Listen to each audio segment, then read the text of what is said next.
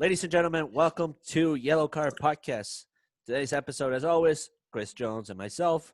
It is episode 9. We are on today's episode.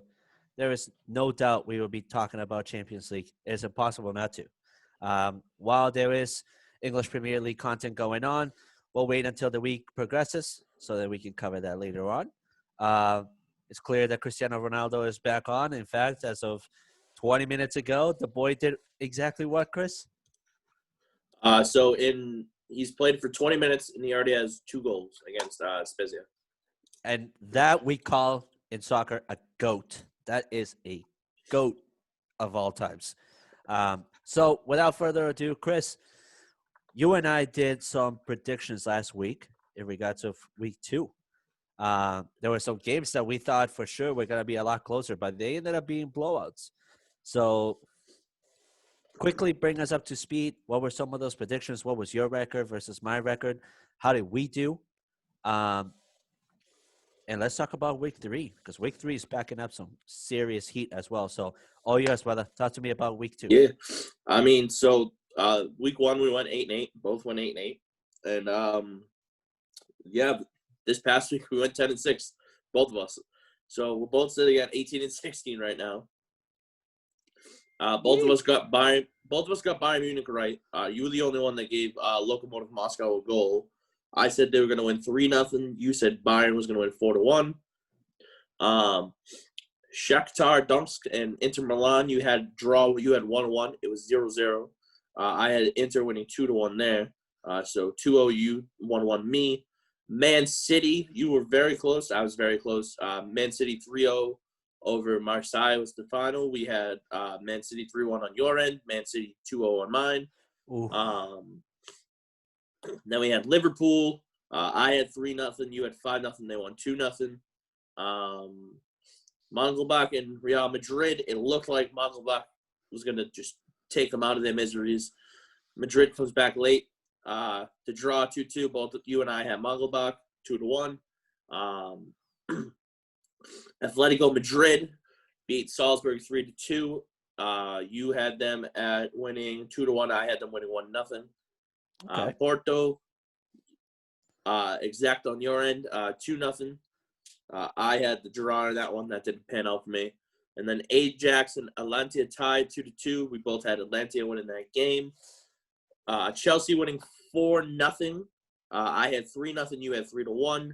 PSG winning 2-0. I had PSG 4-0. You had PSG 5-1. Dynamo Kiev and Vernisakavos. We both had Dynamo. I had them 2-0. You had them 3-0. They drew. Barcelona and Juventus. Barcelona won 2-0 on a short Juventus team. You had Juventus 3-1. I had Juventus 2-1. Lazio and Club Brugge. I had exactly the 1-1 draw. You had Lazio winning 2-1. But Lazio did have the big COVID case. Yeah. Sevilla wins 1-0 over Rennes. We both had Sevilla to win 2-0. Dortmund 2-0 over Zenit. I had Dortmund 2-0. You had Dortmund 3-1. And I think I wouldn't say the biggest surprise, but the biggest outbreak of match day 2 is Man United winning 5-0 over RB Leipzig. You and I both had them at Man United winning 2-1. Both 10-6 records for last week, 18-16 overall. That is incredible. So, I mean, clearly, Chris and I got some sort of weird going on. Weird, like we got juju going on together. Exactly. We got something going on in regards of predicting these scores. It's getting creepy. But Halloween is past us, so maybe it won't be any creepier than that. We'll see. So let's pick 3 matches real quick that we should talk about. I'm going to let you pick first because I think it's predictable already what my match is going to be. So I think it's a predictable match I'm going to talk about. So go ahead, pick your match. I want to talk about the screw job in turn. Okay. Juventus versus Barcelona. Okay. I want to talk about that. Yeah, there were some interesting things that happened in that match, but I'm going to let you do all the talking on that one. So I think I agree with you mostly. There was some controversy to say the least. Yeah. Ousmane Dembele scores in the 14th minute. Okay, that's fine. It goes off the defender, and Schnetzy can't touch it. Whatever, it happens. After that, though, there were times where Juventus dominated with the football, and Alvaro Morata got not one, not two, but 3 goals called back. The first one, okay, it was a handball. Was the offsides? No, but it was a handball, so it's fine. The second and third goal are literally microscopes. Like, it could easily be goals both ways, and VAR called them off both times. But when you look at Man United, you look at the first goal they scored, it was the same exact thing on both the goals that Morata scored.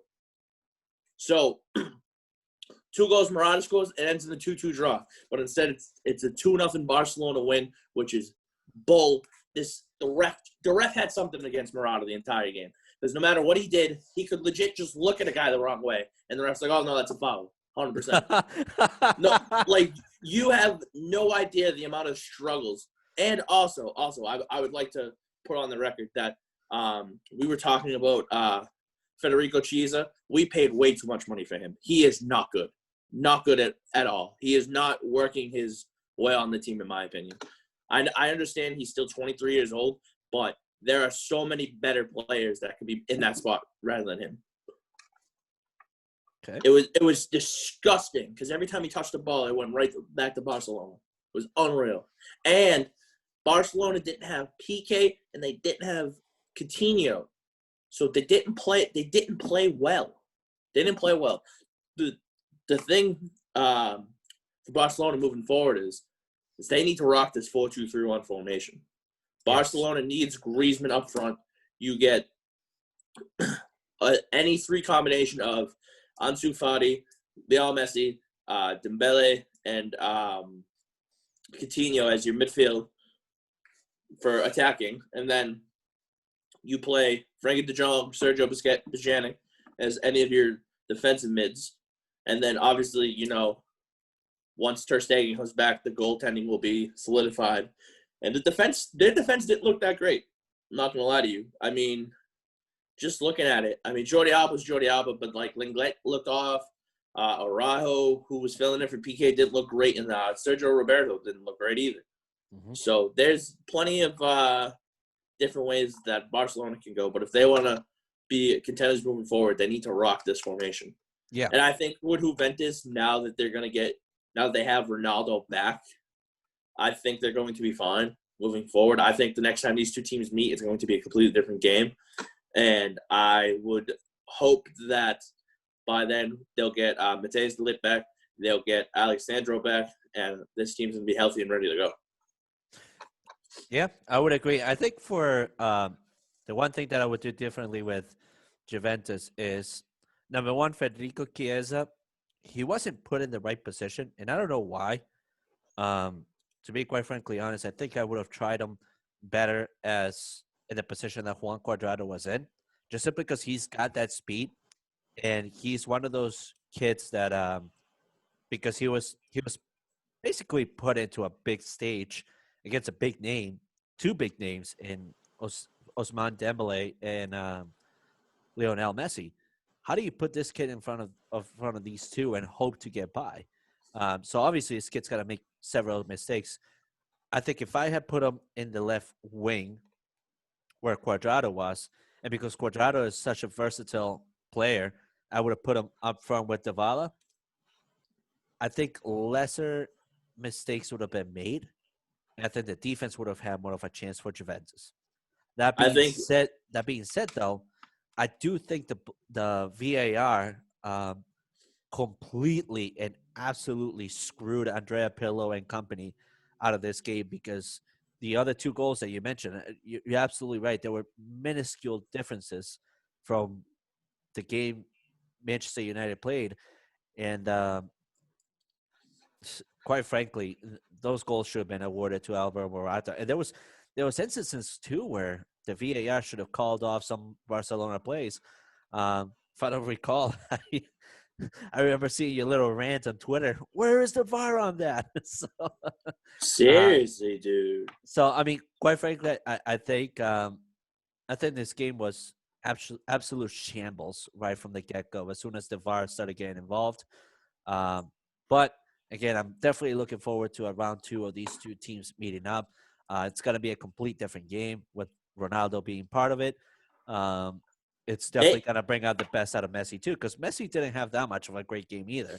He no, he was, didn't. Messi didn't look good at all. yeah, Messi didn't. he He was looked very like he was just going dependent. through the motions. He was very But dependent of the rest of his team. agreed.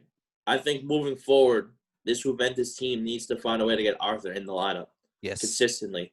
He needs to be what Pjanic was for them last year. You need to get him in the lineup, especially when he could have easily played Chiesa where Chiesa was. You got to yeah, put him in the lineup. You got to put him yep, in. yep. All right, Let's so go into the game that you want to talk about. Obviously, sure. I'm So, I'm pulling it up as we speak. all right, so we got Manchester United versus RB Leipzig. Um, quite frankly, I really thought RB Leipzig was going to give us a much more difficult game to play. I think number one, their starting lineup of a 3-1-4-2 was just confusing in itself for the whole squad themselves, especially when you're playing a 4-1-2-1-2. Um, Can we talk about that formation though? I think you guys should run with that. oh, absolutely, absolutely, and I think we can now see exactly what Manchester United fans have been begging for, which is Donny van de Beek starting with either Paul Pogba or Nemanja Matic, because the chemistry was basically right off of those three. Fred had an okay game. He was decent, um, but the chemistry for the rest of the team was basically dependent on those three aforementioned. Uh, I think, frankly, I would have put Van de Beek where Fred was, and I would have put Bruno Fernandes instead of where Donny Van de Beek was. So that way the front would have been Mason Greenwood, Bruno Fernandes, and Anthony Martial. Um, I think this is a game too where Edison Cavani should have started just to have given a good, kind of like a good coaching to a young whippersnapper like Mason Greenwood, just because he needs it. I mean, that first strike that he took straight to the bottom right corner, that is quality finishing. You're not going to get that out of any other 19, 20-year-old out in this league right now. You're just simply not. Um, I do think that the very last minutes of the game where Manchester United really just took command of the whole game, those were lethal minutes for Leipzig. Um, and quite frankly, I think that Leipzig needs to do a lot of training when it comes to physical and core training, because they were completely out of shape towards the end of that game. They were Oh yeah. getting outran by people that are typically not that fast, but typically not that slow either. It was just, like I said, it was just pure physicality and core um, that came to play here for Manchester United. I mean, yeah. I mean, just like looking off the game and stuff like that, they were very much so in it until like the 74th minute. Yeah. When Marcus Rashford entered the game, it's when the entire complexion of the game changed. So for them, they have to find a way to get Fernandes, Van de Beek, Pogba, Rashford, and even Mason Greenwood at this point into the lineup consistently. I feel if you guys look, the two things you should be looking for this winter transfer window. Yep. Is definitely a center back. Definitely. I'll say it again. I've said it plenty of times before. You call Bayern Munich immediately, and you see whatever it takes to get David Alaba, and you take him right off the bat. The second, the way that their offense is lined up, it kind of looks like Anthony Martial might be on the outs. So if you guys can find a team willing to take him, or if you guys can find a way to incorporate all these young talent into a lineup on a day in and day out basis. I mean, that's going to be the big issue for Ole. I think you just mentioned a perfect trade opportunity right there for between Bayern Munich and Manchester United, because you give Anthony Martial to Bayern Munich with Robert Lewandowski, there is their whole offensive game right there, and then we get David Alaba along with either Harry Maguire or Axel Tuanzebe. There is our whole defense, our whole defensive problems, and right there. So I think that's a mega trade right there on the works. I do think Anthony Martial does have a lot of opportunities to go into other teams. I'll even say it. I think even Real Madrid should be pitching in for Anthony Martial. They're Real Madrid right now. They're high on Dybala. They want him as quick as they can. So that's Manchester United, though. And they're willing to give pieces away. So isn't Real though. Well, they're talking. So depends on how you view them. Yeah, Real's talking about Isco and Vinicius Jr. And Man City's talking about. Why am I drawing a blank on who they're talking about? Gundogan? I think it's him and Gabriel Jesus. I think what are the two names that were mentioned. I mean, those are solid names, but quite frankly, the way that I see that playing off is Isco, Ancelotti, and James Rodriguez reuniting all together at Everton because they need in Isco. They can't just rely off of Richarlison, especially with how tough he plays. Well, then they're gonna have to find a way to make that work. Oh, and they will. They will. Everton right now has got the dough. Everton's got the power right now, regardless of what anybody says. So I can definitely see Isco ending at Everton. Personally, I think if Manchester United really wants to go after Dybala, they got to let go of Daniel James, Anthony Martial, and hell, I even throw Fred in there to get Dybala. Because Dybala is going to be that right winger that's going to give you the game that you want. Picture him, Bruno Fernandes, and Donny van de Beek in the middle. There is nothing stopping those three. Nothing. No. Good luck to whoever gets the bloodbath on their hands. And I think for Real Madrid, they got to do a clear out. And it starts, and I've been saying this for a long time, it starts with management. Zinedine Zidane has got to go. Clearly, the environment that he's putting in that locker room is just simply not working out. It's becoming really toxic. I wouldn't, if I was Real Madrid, I wouldn't let go of Vinicius Jr. just yet, just simply because that's the person who you want to be building the team around. He's the youngest one of them all. Yeah, it's like if Barcelona let go of Ansu Fati right now, knowing how good he is right now. It's ridiculous. So, anyways, let's pick the third game here for the Champions League Week 2 that we thought was a real hot one. So, who do you have in mind for the third game? I'd say you do either Bayern and Lokomotiv, or you do Atletico and Salzburg. But if you have a better option, you let me know. I was thinking Atletico and Salzburg because that was a really good game to watch personally. So I'm glad you mentioned that out. So why don't we go with that one? What do you think? All right, let's go with that. All right. I'll ride with that. So what are your thoughts to begin with? Just the way that Atletico looked at times against Salzburg. You know, their 4-4-2 is solid, but they have to figure out their midfield. Because don't get me wrong, Llorente, Herrera, Koch, and Correa are very good, but then they obviously got they need to start Lamar. That's the thing. They need Lamar in the lineup on a consistent basis. They don't play him. For whatever reason, they don't play him. Yep. Yep. And then they get Lucas Torreira, who they brought in from Arsenal. Still very good, but they need to figure out their midfield and who's playing and who's not. That's their big issue. Once they figure that out, they're fine. I would agree with that. Because you got to think of it like this. So Llorente scored in the 29th. Yep. Yeah. I thought I was going to burp. Excuse me.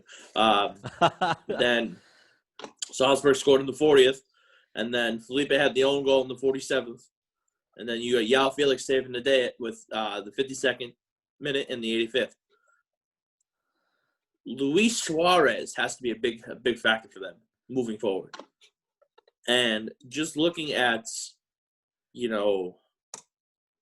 everything with like the stats and everything like that, he just, to me, it just didn't seem like he had like much of an impact on this game. Like the 2 goals that Felix scored, you got to, if you're Suarez, you have to get at least one.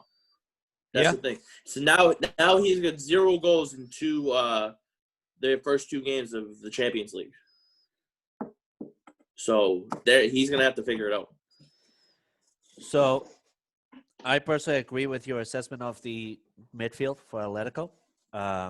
Personally, the way that I would like to see it is Herrera, Koke, Llorente, and Thomas Lemar. I'm not too high on Correa right now. Just simply if you're playing You mean both. Like if you're playing a 4-4-2 formation against a really good defensive team like Salzburg, I'm just not high on Correa. That's just me. But I do think too that he doesn't fit that bill for that side. Exactly, and him and Kieran Trippier are just not having that connection that they need to have if they're running that side. I think the big thing here, though, is I personally would have put Joao Felix behind Luis Suarez, so that Luis Suarez would have been my point man at all times. So that way, if the defense right now, like Wober, Ramallo, and Neeson, are focusing on Luis Suarez, then they also have to worry about Joao Felix coming on their blind side, leaving Luis Suarez open again so that he can actually have those productive moments. But when you put in a solid 4-4-2 formation that is mainly an attacking 4-4-2, guarantee that Luis Suarez is going to get shut down left and right. There is going to be lethal consequences to that, especially when you're leaving Joao Felix wide open. But again, it was an attacking 4-4-2. So I actually think Diego Simeone put his team for success against in this match, especially after the the disgusting week 1 opener that they had against Bayern. Yeah. So it was a good bounce back game.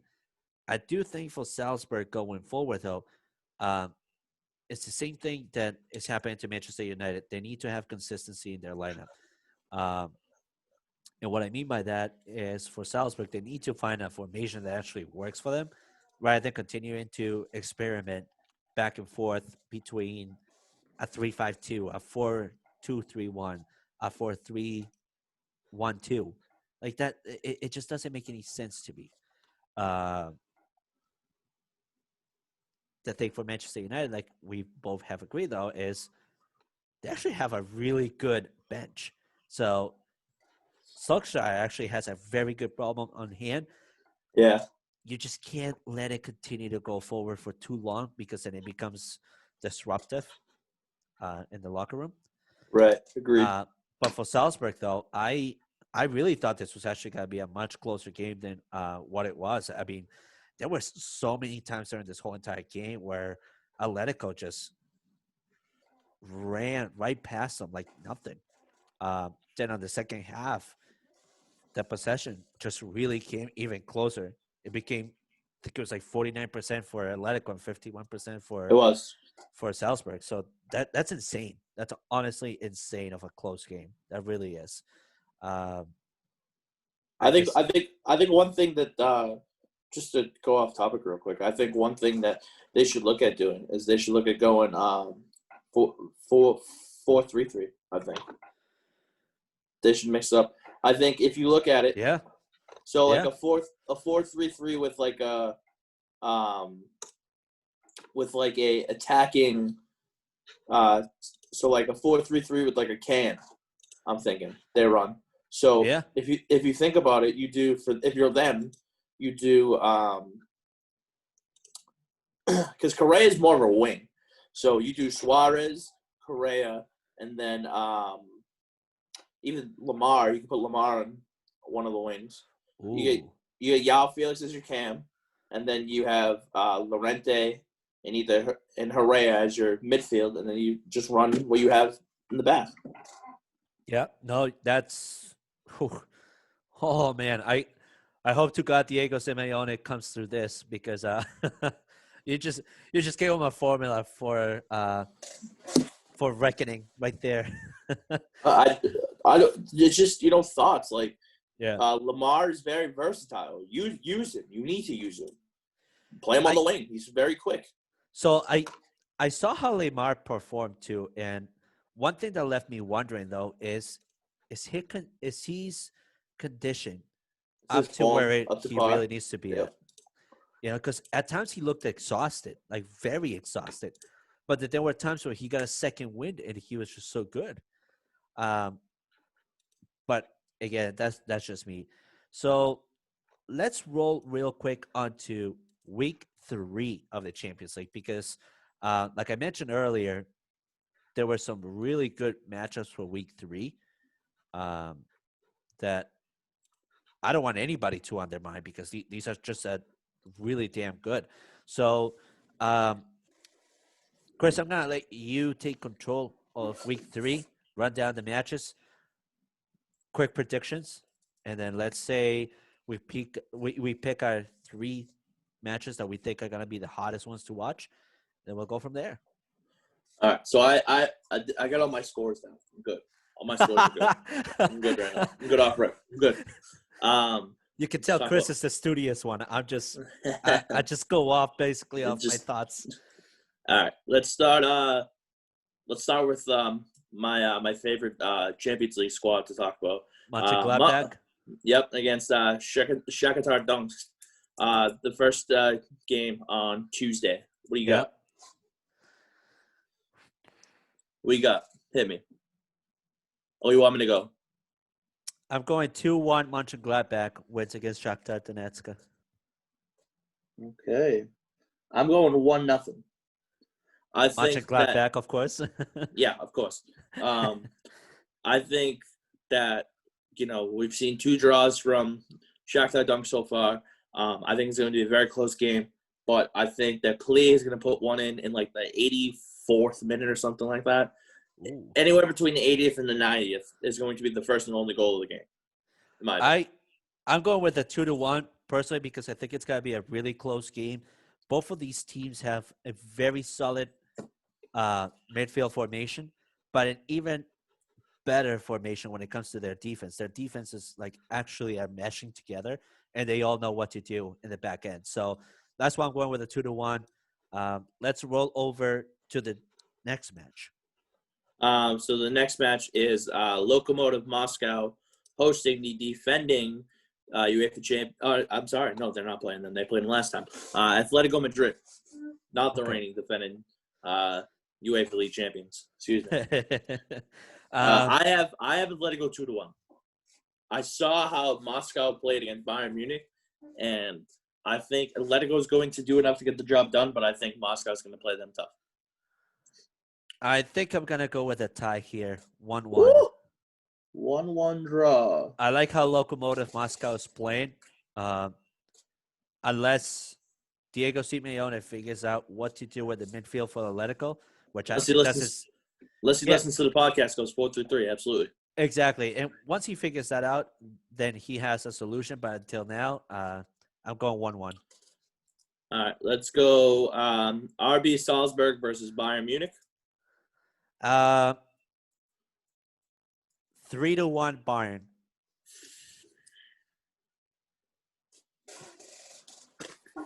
What's that say right there? 3-1 Bayern, you son of a bitch. You son of a bitch. All right. Real Madrid, Inter Milan. Ooh. Jesus fucking Christ, what was that? Excuse me, something just dropped. I don't think Lukaku is playing, so I'm going Real Madrid 2-0. And also, Eden Hazard is back, and they looked very good yesterday. They did. I'm gonna go 2-1 Inter. I think Alexis Sanchez has a good game against Real Madrid. Yuck! What a name! What a name! I know, what a name, but he's always that underdog, the one that you less think of. He always comes out of nowhere and just shines, and I see him doing that in this game. Yuck! Man City Olympiacos. Oh boy, I feel bad for Olympiacos. 3-0 Manchester City. See, I gave them credit. I gave them 2-0 Man City. That's solid. Let's go Porto and Marseille. 2-1 Porto. I think Luis Diaz continues to have a really good performance. I don't know why I wrote it like that. I'm going 0-0 draw. Ooh. I think it's going to be a very boring game. I don't think we're going to see much action in that one. It could be. Yeah. Let's go to Midtjylland and Ajax. I think this is the boring game of the other week. I'm going 1-1. I was ready to write down Ajax for you. Excuse me. I do like Ajax, but they just I got Ajax 2-0. Okay. Midtjylland's played 2 games, and it's been 4-0 and 2-0. They haven't scored yet, so I don't think we're going to get one. Let's talk about the best game on Tuesday slate, Atalanta and Liverpool. I'm going Atalanta wins this one. I see. You know what the thing was? I said to myself, I better start writing down Atalanta because that's what he's going to say. I say Atalanta wins this one 2-1. I have 2-1 the other way. I think with Allison back and healthy, they're going to be in a very good position to win not only their group, but make it very far into the Champions League this year. So I like the fact that Allison is back. I do think he's going to be a solid difference for Liverpool. But statistically speaking, Allison always struggles with South American finishers. And having Luis Muriel and Duvan Zapata up front for Atalanta, not only is it a problem for the defense, but it's a problem for him. So that's why I'm going 2-1. I think Salah's going to get 2 goals by himself. Oh, well, yeah, Mo Salah is just on another level again. I love that guy. I really do. Hey, can you do me a favor? Who's Man United playing this week? Istanbul.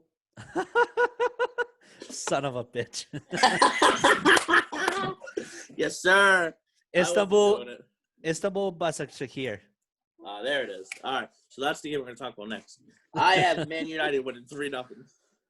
I have ready for this? I have 2 goals for Edison Cavani, and I have a goal for Bruno Fernandes. All right. At this point, I would ask my fiance to come in and slap me in the face so I can hear that again, but I'm not going to do that. Being serious. I actually like your score prediction, and I'm going to ride with that one, 3-0. I think, in my perspective, though, I see Greenwood, Cavani, and Rashford scoring.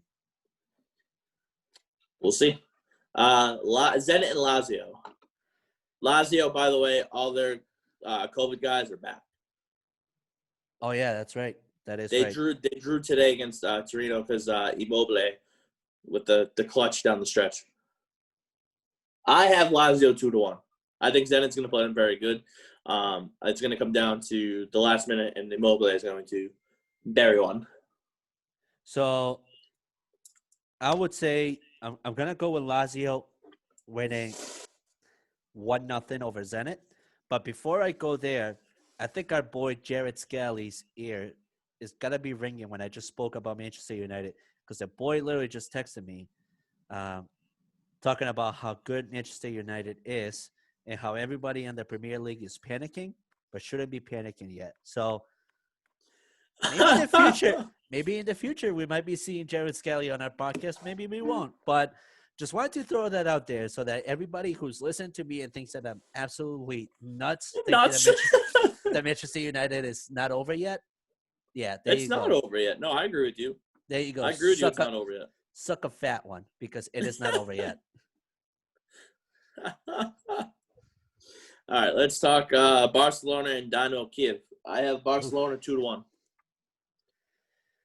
I'd say 4-1 Barcelona. I feel bad for Dynamo, but it's 4-1. There's no problem there. All right, let's talk Brancavos and Juventus.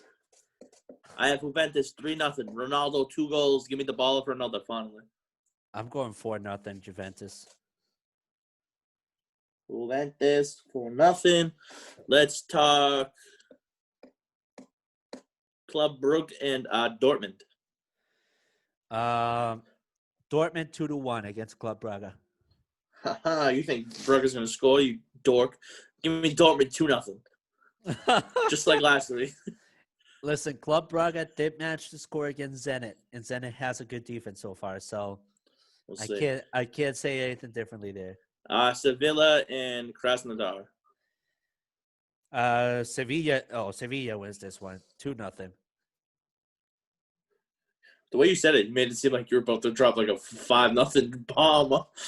I mean, I easily could, but I will say when they played Chelsea, that 4-0 score that Chelsea got out of Krasnodar was good, but it was not realistic of Chelsea because Krasnodar played them so good too. They played him so good up until Christian Pulisic came in the game. Exactly. So, yeah, I'm going with Sevilla on that one. I mean, I'm going to go Sevilla too, but I'm going 1-0. I think Krasnodar is going to play them tough. Chelsea and Rennes. I have Chelsea 3-0. And written down in my notes, I have Czech's eyes. I have Kai Havertz with a hat trick. As a bold take. Oh, dude, I don't know. Were you just in Colorado recently? Because somebody sold you some cheap weed out there, dude. There's no way Kai Havertz scores a hat trick against Rennes. Just calling it as I see it. I do say Chelsea wins that one. I mean, that's obvious. I'm going with a 5-0 blowout on Rennes. Okay. Last game. Go ahead. No, sorry. Cut you off. No worries. I do think that I'd say Kai Havertz definitely scores, but I think Timo Werner is about to have another big game. I wouldn't be surprised at that either. The last game is Leipzig hosting PSG. Ooh, these two already clashed in the French league, and they got so tense. I'm excited for this one. I'm actually going to say Leipzig wins this one. Fuck PSG and fuck Neymar. I'm going 2-1 Leipzig. I don't think Neymar's playing this one, by the way. Good. He shouldn't be. Well, he's hurt. He got hurt against who's Man United playing this week? Istanbul. Yeah, he got hurt against Istanbul. The dude gets hurt by his shadow. Let's just move on upon Neymar. I'm going PSG 2-0. Give me my boy Kylian Mbappe with 2 goals. I do like Mbappe, how he's playing. I think Mbappe's got to get out of PSG and move on to something better. Oh, trust me, you and I both. All right, so let's see. How many different do we have this week? Because last week we only had 3.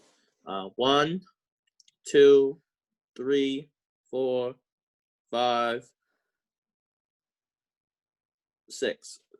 6 different this week. Woo-hoo! That's different, let me tell you. Yeah.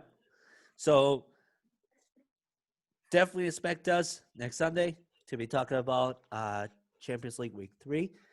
So as you can tell, Chris and I are definitely on a whole different set of mindset for Week 3. But there are some very good matchups. What are the top 3 matchups that you think are going to be the ones that are going to be key to watch next week? So Atalanta and Liverpool definitely. Yeah, is the first one. Yeah, like you said, Leipzig and PSG is the second one. So put me down to agree on that one. Real and Inter, my other one. Oh, son of a gun. Yep, that's another I one. get. Did I get you 3 for 3? That's 2 for 2. My third one is Leipzig and PSG. I said that. Oh, you did? I said Atlanta and Liverpool, and I said I'm going off the one that you said we just talked about, Leipzig and PSG, and I said Real Madrid and Inter Milan. Yeah. Okay. All right. So 3 for 3. There you have it, ladies and gentlemen. Uh, the the Wizard of Yellow Card podcast, Chris Jones, has got me 3 and 3. Uh, so with that, ladies and gentlemen, I wish you all a very good week. Definitely watch Tuesday and Wednesday on Champions League. And hey, if you're out there today awake at this point, I hope you're enjoying a great week of Premier League soccer. Thank you so much for tuning in. As always, Chris Jones and I, make sure to always check out Couch Guy Sports for any content. Go to the couchguysportshop.com. As you can tell, I'm rocking the hat today as well. And as always, make sure to follow us at Podcast Card on Twitter. That is our Twitter handle, at Podcast Card. Thank you so much, and have a great week.